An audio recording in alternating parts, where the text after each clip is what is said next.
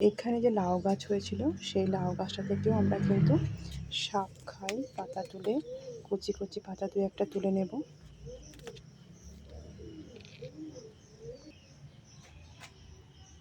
আলুটা প্রায় সিদ্ধ হয়ে এসে ঢাকনাটা খুলে এবার আমি বেটে রাখা পোস্তটা দিয়ে দেবো।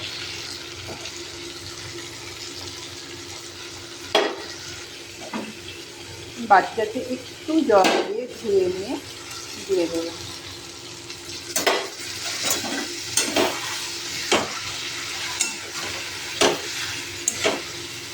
এরকম করে আলু ঝিঙে পোস্ত খেতে কিন্তু আমার দারুণ লাগে। আর একবার ঢেকে দিলেই কিন্তু হয়ে যাবে। আলু পোস্তটা হয়ে গেছে। এখন আমি ডিমের ঝোলটা করার জন্য ডিমগুলোকে আর আলুগুলোকে ভেজে নেব। কড়াইতে তেলটা দিয়ে ডিমের মধ্যে লবণ আর হলুদ একটু মেখে নেব। তারপর কিন্তু ডিমগুলোকে একটু ফেটিয়ে নেব। তারপর একে একে ডিম আর আলুগুলোকে ভালো করে লাল লাল করে ভেজে নেব। ডিমটাকে একটুখানি কেটে দেব, নাহলে ডিম ফাটতে পারে। আচ্ছা,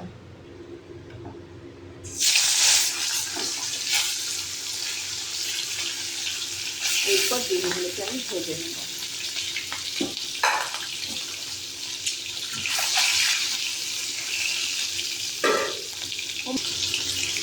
ডিমের ঝোলের মধ্যে ডিমগুলোকে কিন্তু বেশ লাল লাল করে না ভাজলে খেতে খুব একটা স্বাদ হয় না। ডিমটাকে আমি আলু পোস্তটা নামিয়ে নেব। আলু পোস্ত নামানোর আগে কয়েকটা চেরা কাঁচা লঙ্কা আর একটু সামান্য সর্ষের তেল ছড়িয়ে দেব।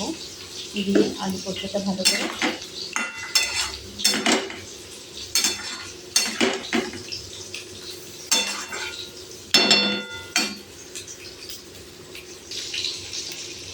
ডিমগুলো ভাজা হয়ে গেছে, তুলে নেব। এবার ডিমটাকে তুলে নিয়ে আলু আর টমেটোটাকে ভেজে নেব। পরিমাণ মতো লবণ আর হলুদ দিয়ে দেব।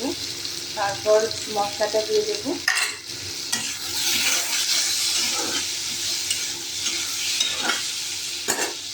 আদা পেঁয়াজ রসুন বাটা দিয়ে দিলাম।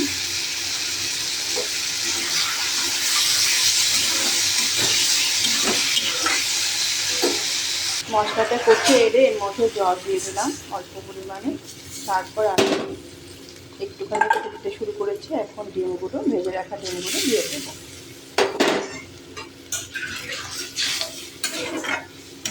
একটু ফুটিয়ে নিয়ে নামিয়ে দিলে কিন্তু ডিমের ঝোল হয়ে যাবে। ডিমের ঝোল করার সময় এরকম করে না ভাজলে আমার কিন্তু ডিমটা খেতে খুব একটা ভালো লাগে না।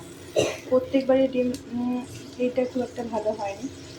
প্রত্যেকবারই ডিমের ঝোল করার সময় আমি ডিমকে লাল লাল করে ভাজি।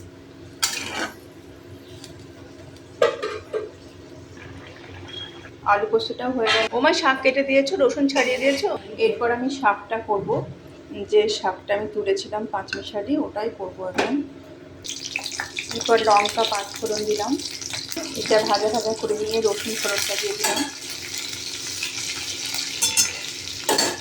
এরপর ফোড়নটা ভাজা ভাজা হয়ে গেলে এর মধ্যে শাক দিয়ে দেবো। কেটে ধুয়ে রাখা শাকগুলো দিয়ে দিলাম। শাকটা হতে একটু দেরি হবে, মাকে কিন্তু খাবারটা দিয়ে দিলাম। মা তুমি খেয়ে নাও। কেমন হয়েছে মা? ভালো হয়েছে।